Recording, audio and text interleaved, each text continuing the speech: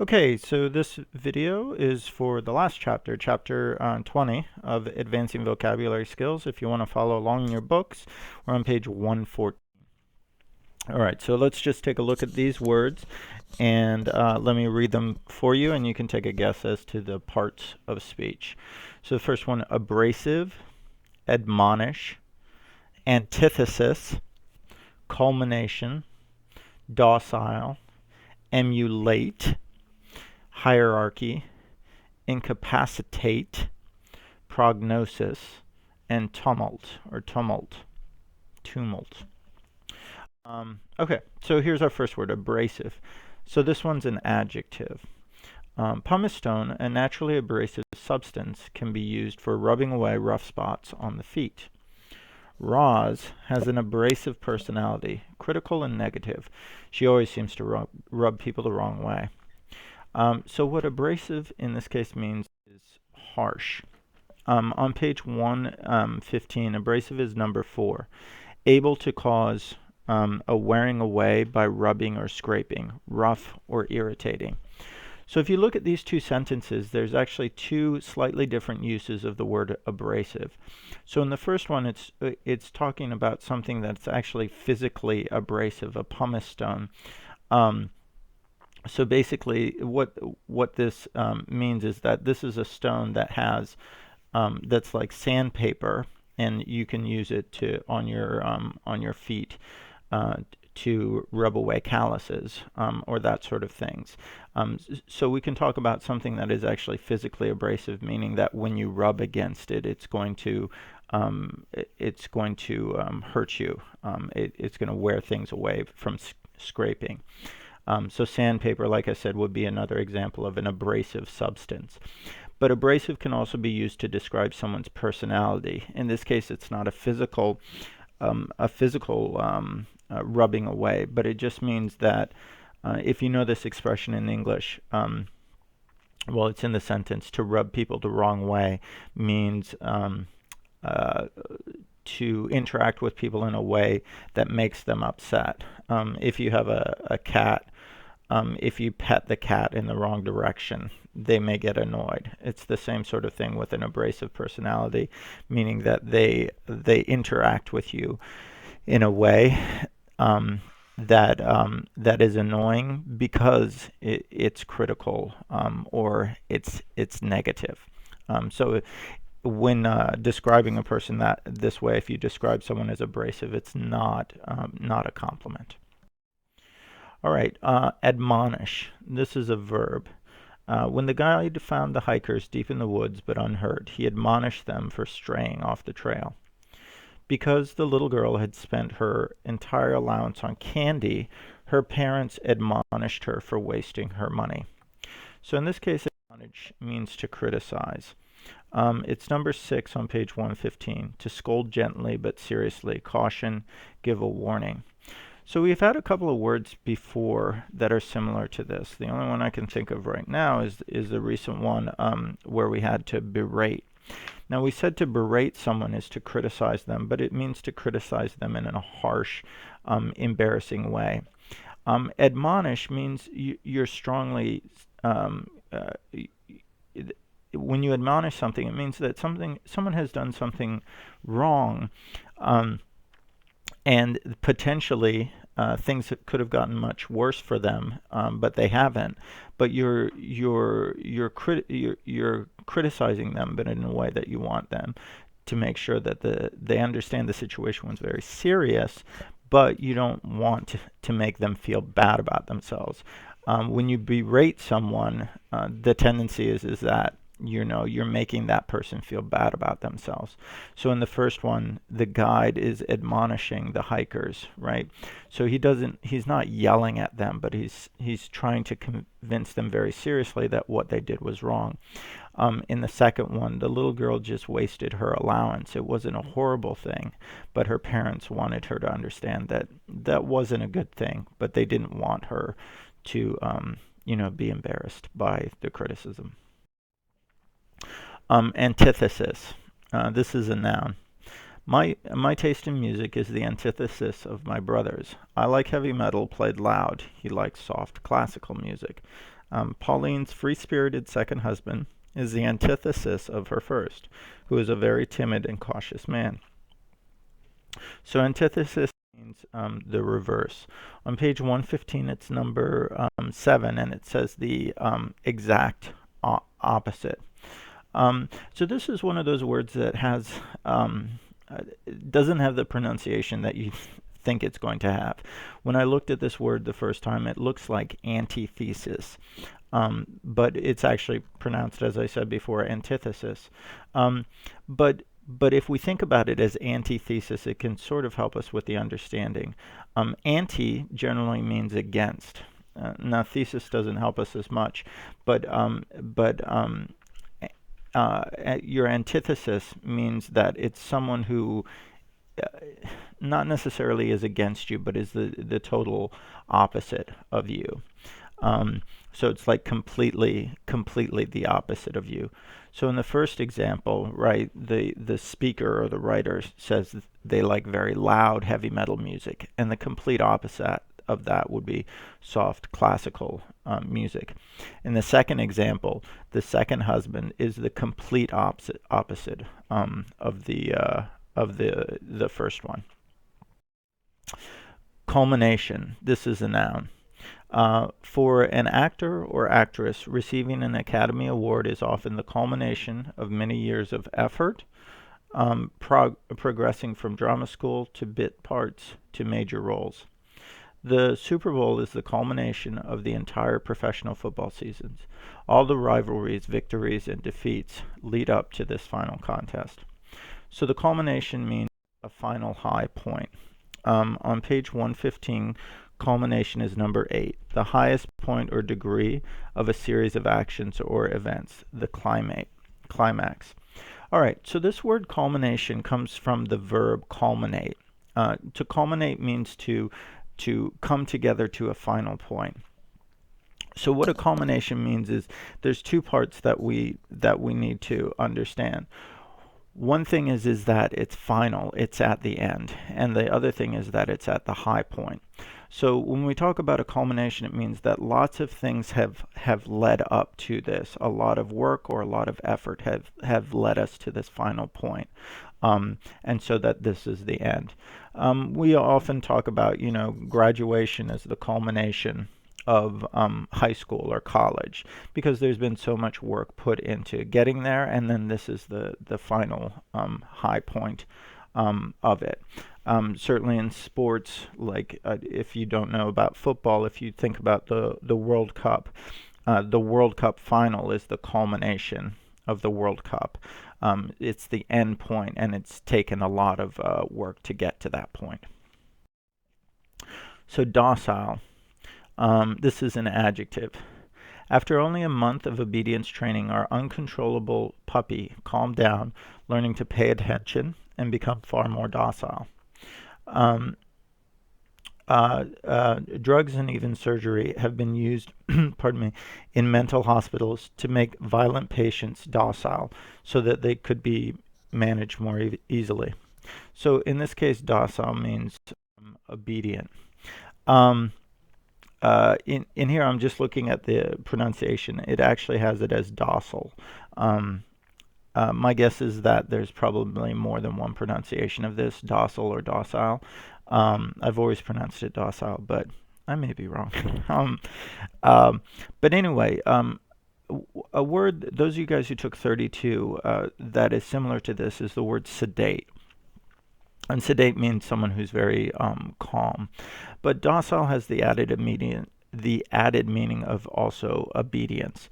So on 115, it's number 3, tending to give in to the control or power of others without resisting, easy to handle or discipline, willingly led. Another word you may be familiar with that's similar is also passive. Again, passive and sedate have slightly different meanings from docile. But the similarity is that this is low energy, and also not taking the lead, allowing other people to lead and to follow that person. So you can imagine that this could either be a compliment or it could be a negative, right? In some situations, to be called docile is not a compliment. Like for example, if you're a leader, you don't want to be a docile leader because you need to be the person who everybody else is following. You shouldn't be the one who is the follower. But in other situations like this, with like a dog, you want the dog to be docile. You want it to follow your instructions. So it can depend on the situation. All right, our next one here is emulate, right? It ends with that ate sound. So this is a verb. Youngsters often want to emulate famous athletes. They train almost as hard as the champions do, with dreams of someday being as skilled as their heroes. Jessie has always tried to emulate her older sister. She tries hard to do just as well as her sister, if not better, in school, at sports, and in popularity. And in emulate means to imitate or to copy. Um, it's number 9 on page 115. To try to be equal or surpass, especially by imitation. To imitate. So to emulate means to copy, but it means to copy someone to achieve the same sort of success that they have achieved. So in the first one, young people trying to emulate famous athletes, meaning that they're doing the same things as the famous athletes, not just because they think it looks cool, but also they want to have the same success as that athlete. In the second one, the younger sister is emulating the older sister because she wants to have the same kind of success that her older sister has. Okay, so emulate means that you're copying, but copying with the goal of achieving some level of success. Next one is hierarchy. Eva soon learned that all requests and suggestions had to be passed up through the levels of the company hierarchy. She could communicate directly with her boss, but not with the boss's boss, let alone with the company president. The armed forces are a clear example of a strict hierarchy. Everyone has a specific rank and must follow the orders of others, of those whose rank is higher. And hierarchy is a rank system. Now, one word we can sort of refer back to that when we were talking about the military before, we were talking about decorum, and decorum means the official way that things should be done.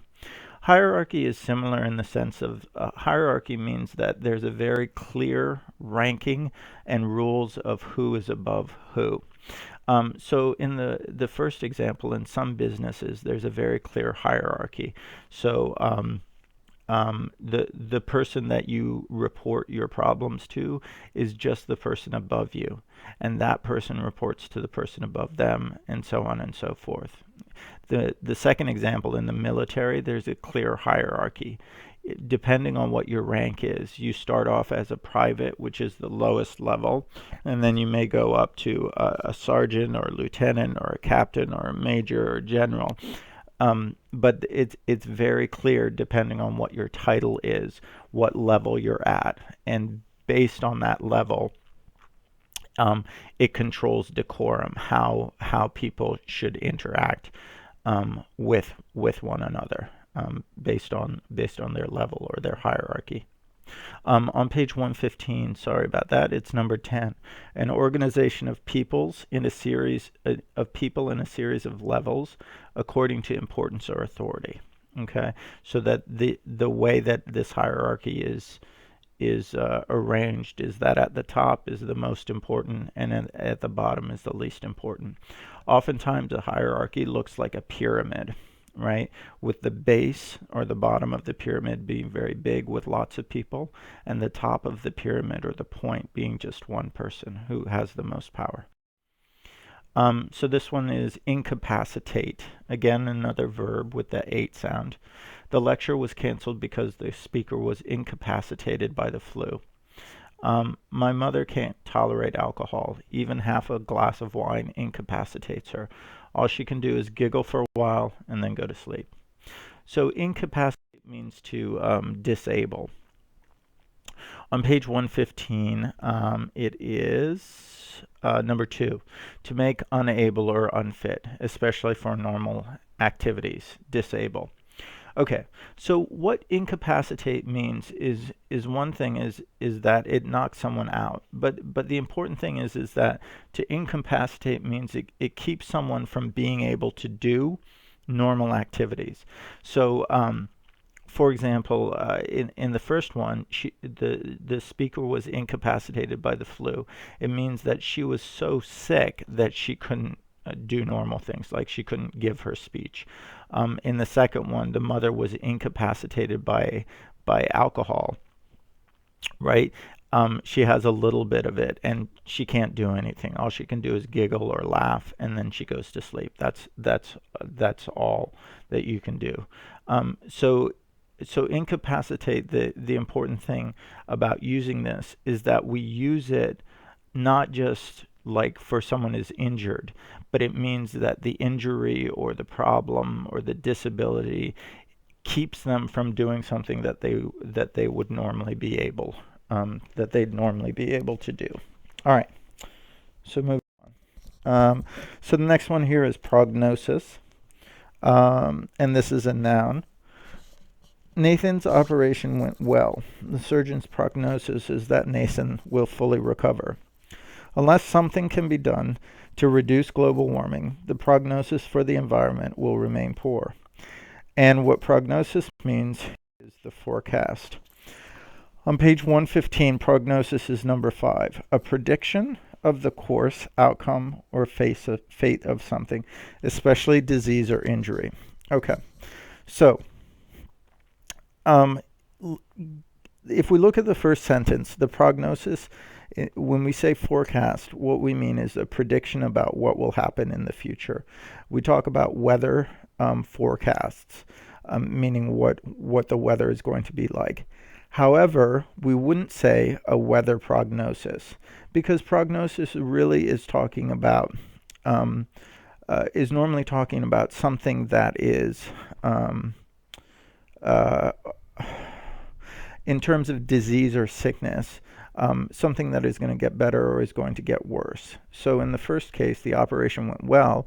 The prognosis is that he would recover. So he is injured, and the prognosis is good, so he's going to recover.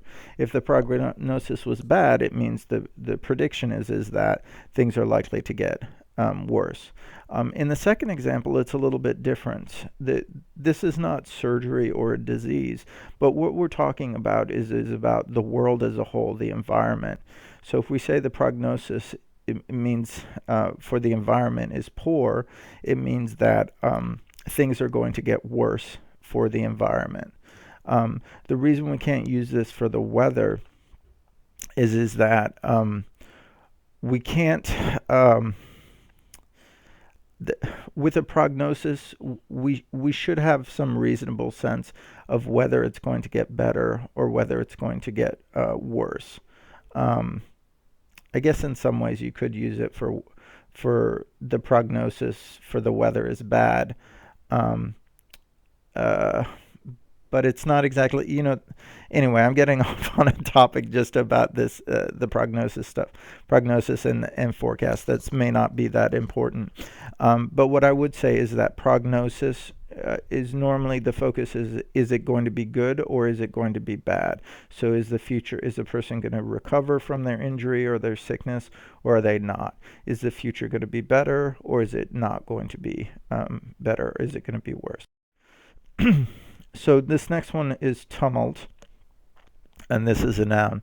Spectators at a hockey match are often wild and noisy, and the tumult becomes even greater during a sudden death over time. On New Year's Eve, the tumult in Times Square reaches such proportions that the crowd noise can be heard a mile away. And so here, tumult is uproar. On page 115, tumult is number 1. The noisy disorder of a crowd, a commotion. Okay, so let's think back to a previous word, which is rancor. Now, rancor we talked about is about hatred or violent hatred between two or more people. Now, tumult can be related to rancor, but not exactly. By itself, tumult doesn't mean hatred or anger. What tumult means is that there's a lot of noise going on. There's a lot of energy going on. So in the first example, this is like at a sporting event. There's a lot of tumult in the crowd. There's a lot of noise in there. In the second one, if you've ever watched the New Year's Eve from Times Square in New York, they drop a ball there. But anyway, there's thousands and thousands of people there. So the noise of that crowd, or the tumult of that crowd, is very noticeable. So tumult is talking about this noise that's created, pardon me, oftentimes from a large group of people, or a large group of something making a lot of noise. All right, so I'm going to stop there because this video has gotten kind of long. Go ahead and do your online exercises and your questions, and then bring any additional questions that you have to class. Take care. See you in the morning. Bye.